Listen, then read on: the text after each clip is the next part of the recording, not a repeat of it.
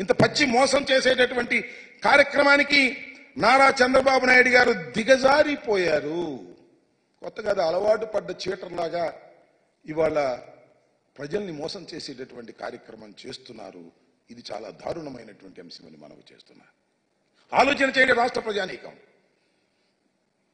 జగన్మోహన్ రెడ్డి గారు వద్దని, చంద్రబాబే కావాలని ఓట్లేసిన తల్లులను అడుగుతా ఉన్నా, ఓట్లేసిన కుటుంబాలను అడుగుతా ఉన్నా, ఇంత దారుణమైన మోసాలు చేస్తున్నటువంటి నారా చంద్రబాబు నాయుడు గారికి మీరు ఓటు వేశారు, గుర్తుపెట్టుకోమని మనవి చేస్తున్నా. ఇదే జగన్మోహన్ రెడ్డి గారు ఉన్నట్లయితే ఈ పాటికే ప్రతి సంవత్సరం జూన్లో ఎండింగ్ లో ప్రతి తల్లులకి ఖాతాల్లో వేసినటువంటి ఘనత జగన్మోహన్ రెడ్డి గారు. 26,000 కోట్ల రూపాయలు తల్లుల ఖాతాల్లో వేశారు జగన్మోహన్ రెడ్డి గారు. ఇవాళ జులై వచ్చింది, జీవో ఇష్యూ చేశారు అంతే. పాత జీవోలాగానే మేము ఇచ్చేదానికన్నా 2,000 తక్కువ. ఎప్పుడు అమలు చేస్తారు చెప్పరే? బళ్ళు తెరిచారే, జరుగుతున్నాయే, తల్లుల ఖాతాల్లో వేస్తున్నారా?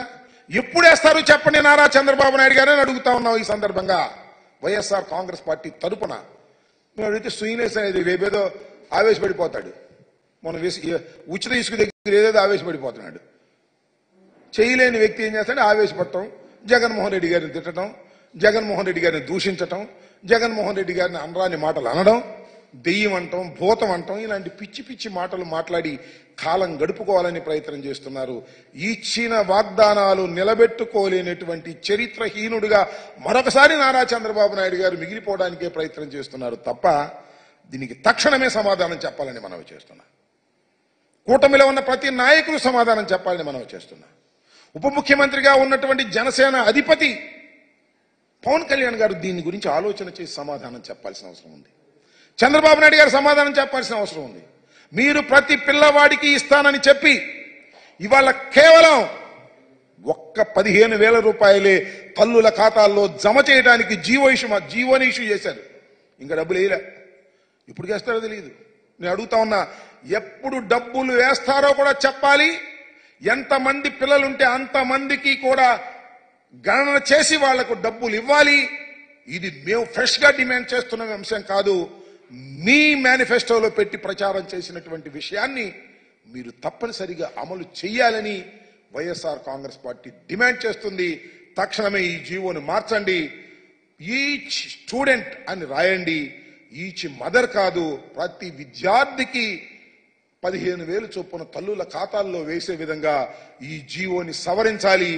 ఈ జీవోని సవరించకపోతే మరొక్కసారి ఈ రాష్ట్రంలో పచ్చి మోసగాడైనటువంటి వ్యక్తి నారా చంద్రబాబు నాయుడు అనేటువంటి భావన కలుగుతుందని కూడా ఈ సందర్భంగా నేను మనవి చేస్తున్నాను. మాకు అప్పుడప్పుడు అనిపిస్తూ ఉంటుంది, సరే అదృష్టం బాగోపోవచ్చు, ప్రజలు మమ్మల్ని తిరస్కరించారని అనవచ్చు. కానీ జగన్మోహన్ రెడ్డి గారిని ఈ రాష్ట్ర ముఖ్యమంత్రిగా కాకుండా చేసినందుకు రాష్ట్ర ప్రజలు పశ్చాత్తాపడే రోజులు ప్రారంభమయ్యాయని కూడా ఈ సందర్భంగా నేను మనవి చేస్తున్నా. ఇదే జగన్మోహన్ రెడ్డి గారు ఉన్నట్టయితే రైతు భరోసా ఈ పాటికే వేసి ఉండేవారు.